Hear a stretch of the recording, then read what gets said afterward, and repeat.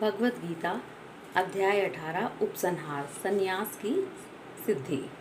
अर्जुन ने कहा, हे माँ बाहु, मैं त्याग का उद्देश्य जानने का इच्छुक हूँ। और हे केशी निषूदन, हे ऋषिकेश, मैं त्याग में जीवन का ही उद्देश्य जानना चाहता हूँ। भगवान ने कहा, भौतिक इच्छा पर आधारित कर्मों के परित्याग को विद्वान लोग संन्यास कहते हैं और समस्त कर्मों के फल त्याग को बुद्धिमान लोग त्याग कहते हैं।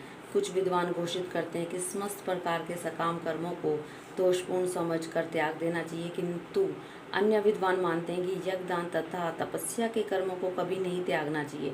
हे भरत श्रेष्ठ, अब त्याग के विषय में मेरा निर्णय सुनो। हे नरशार्दुल, शास्त्रों में त्याग 3 तरह का बताया गया है। यज्ञ, दान तथा तपस्या के कर्मों का कभी परित्याग नहीं करना चाहिए, उन्हें अवश्य संपन्न करना चाहिए। निसंदेह यज्ञ, दान तथा तपस्या महात्माओं को भी शुद्ध बनाते हैं। इन सारे कार्यों को किसी प्रकार की आसक्ति या फल की आशा के बिना संपन्न करना चाहिए। हे पृथापुत्र, इन्हें कर्तव्य मानकर संपन्न किया जाना चाहिए, यही मेरा अंतिम मत है। निर्दिष्ट कर्तव्यों को कभी नहीं त्यागना चाहिए। यदि कोई मोहवश अपने नियत कर्मों का परित्याग कर देता है तो ऐसे त्याग को तामसी कहा जाता है। जो व्यक्ति नियत कर्मों को कष्टप्रद समझकर या शारीरिक क्लेश के भय से त्याग देता है, उसके लिए कहा जाता है कि उसने यह त्याग रजोगुण में किया है। ऐसा करने से उसे कभी त्याग का उच्च फल प्राप्त नहीं होता। हे अर्जुन, जब मनुष्य नियत कर्तव्य को करणीय मानकर करता और समस्त भौतिक संगति या फल की आसक्ति को त्याग देता है तो उसका त्याग सात्विक कहलाता है। सतोगुण में स्थित बुद्धिमान त्यागी, जो न तो अशुभ कर्म से घृणा करता है न शुभ कर्म से लिप्त होता है, वह कर्म के विषय में कोई संशय नहीं रखता। निसंदेह किसी भी देहधारी प्राणी के लिए समस्त कर्मों का परित्याग कर पाना असंभव है, लेकिन जो कर्म फल का परित्याग करता है वह वास्तव में त्यागी कहलाता है।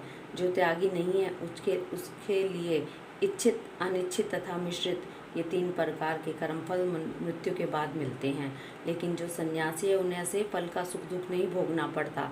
हे महाबाहु अर्जुन, वेदांत के अनुसार समस्त कर्म की पूर्ति के लिए 5 कारण हैं। अब तुम इन्हें मुझसे सुनो। कर्म का स्थान शरीर, कर्ता विभिन्न इंद्रियां, अनेक प्रकार की चेष्टाएं तथा परमात्मा, ये 5 कर्म के कारण होते हैं।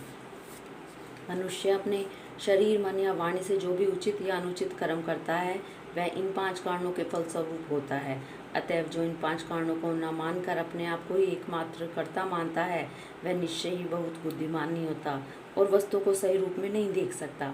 जो मिथ्या अहंकार से प्रेरित नहीं है, जिसकी बुद्धि बंधी नहीं है, वह इस संसार में मनुष्यों को मारता हुआ भी नहीं मारता, न ही वह अपने कर्मों से बंधा होता है।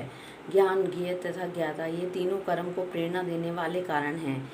इंद्रियां, कर्म तथा कर्ता, ये 3 कर्म के संघटक हैं।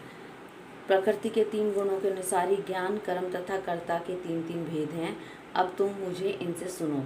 जिस ज्ञान से अनंत रूपों में विभक्त सारे जीवों में एक ही अविभक्त आध्यात्मिक प्रकृति देखी जाती है उसे तुम सात्विक जानो।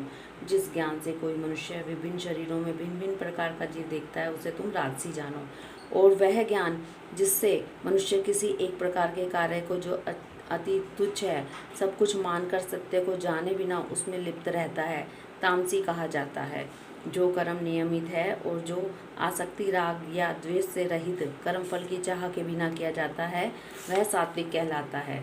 लेकिन जो कार्य अपनी इच्छा पूर्ति के निमित्त प्रयास पूर्वक एवं मिथ्या अहंकार के भाव से किया जाता है वह रजोगुणी कहलाता है। अतः जो कर्म मोहवश शास्त्रीय आदेशों की अवहेलना करके तथा भावी बंधन की परवाह किए बिना या हिंसा अथवा अन्य को दुख पहुंचाने के लिए किया जाता है वह तामसी कहा जाता है। जो व्यक्ति भौतिक गुणों के संसर्ग के बिना अहंकार रहित संकल्प तथा उत्साह पूर्वक अपना कर्म करता है और सफलता असफलता में अविचलित रहता है वह सात्विक कर्ता कहलाता है। जो कर्ता कर्म तथा कर्म फल के प्रति आसक्त होकर फलों का भोग करना चाहता है तथा जो लोभी, सदैव ईर्ष्यालु, अपवित्र और सुख दुख से विचलित होने वाला है वह राजसी कहा जाता है। जो कर्ता सदा शास्त्रों के आदेशों के विरुद्ध कार्य करता रहता है, जो भौतिकवादी, हठी, कपटी तथा अन्यों का अपमान करने में पटु है, जो आलसी, सदैव खिन्न तथा काम करने में दीर्घसूत्री है, वह तमोगुणी कहलाता है। हे धनंजय, अब मैं प्रकृति के 3 गुणों के अनुसार तुम्हें विभिन्न प्रकार की बुद्धि तथा धीरति के विषय में विस्तार से बताऊंगा, तुम इसे सुनो। हे पृथापुत्र, वह बुद्धि सतोगुणी है जिसके द्वारा मनुष्य यह जानता है कि क्या करनी है और क्या नहीं, किससे डरना चाहिए और किससे नहीं, तथा क्या बांधने वाला है और क्या मुक्ति देने वाला है। हे पृथापुत्र, जो बुद्धि धर्म तथा अधर्म, करणीय तथा अकरणीय कर्म में भेद नहीं कर पाती, वह राजसी है। जो बुद्धि मोह तथा अंधकार के वशीभूत होकर अधर्म को धर्म और धर्म को अधर्म मानती है, सदैव विपरीत दिशा में कार्य करती है, वह तामसी है। हे पृथापुत्र, जो अटूट है, जिसे योग अभ्यास द्वारा अचल रहकर धारण किया जाता है, जो इस प्रकार मन प्राण तथा इंद्रियों के कार्यकलापों को वश में रखती है, वह धृति सात्विक है। लेकिन हे अर्जुन, जिस धृति से मनुष्य धर्म अधर्म काम के फलों में लिप्त बना रहता है, वह राजसी है। हे पार्थ, जो धृति स्वपन भय शोक विषाद तथा मोह के परे नहीं जाती, ऐसी दुर्बुद्धिपूर्ण धृति तामसी है। हे भरत श्रेष्ठ, अब मुझसे 3 प्रकार के सुखों के विषय में सुनो, जिनके द्वारा बद्ध जीव भोग करता है और जिसके द्वारा कभी कभी दुखों का अंत हो जाता है।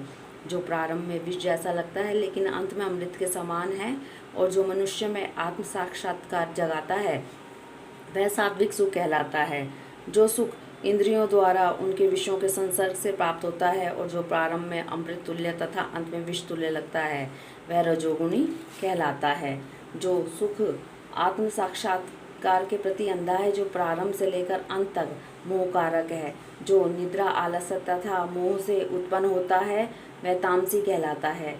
इस लोक में, स्वर्ग लोक में या देवताओं के मध्य में कोई भी ऐसा व्यक्ति विद्यमान नहीं है जो प्रकृति के 3 गुणों से मुक्त हो। हे परंतप, ब्राह्मण क्षत्रियों वैश्यों तथा शूद्रों में प्रकृति के गुणों के अनुसार उनके स्वभाव द्वारा उत्पन्न गुणों के द्वारा भेद किया जाता है। शांति प्रियता, आत्मसंयम, तपस्या, पवित्रता, सहनशीलता, सत्यनिष्ठा, ज्ञान विज्ञान तथा धार्मिकता, ये सारे स्वाभाविक गुण हैं जिनके द्वारा ब्राह्मण कर्म करते हैं। वीरता, शक्ति, संकल्प, दक्षता, युद्ध में धैर्य, उदारता तथा नेतृत्व, ये क्षत्रियों के स्वाभाविक गुण हैं।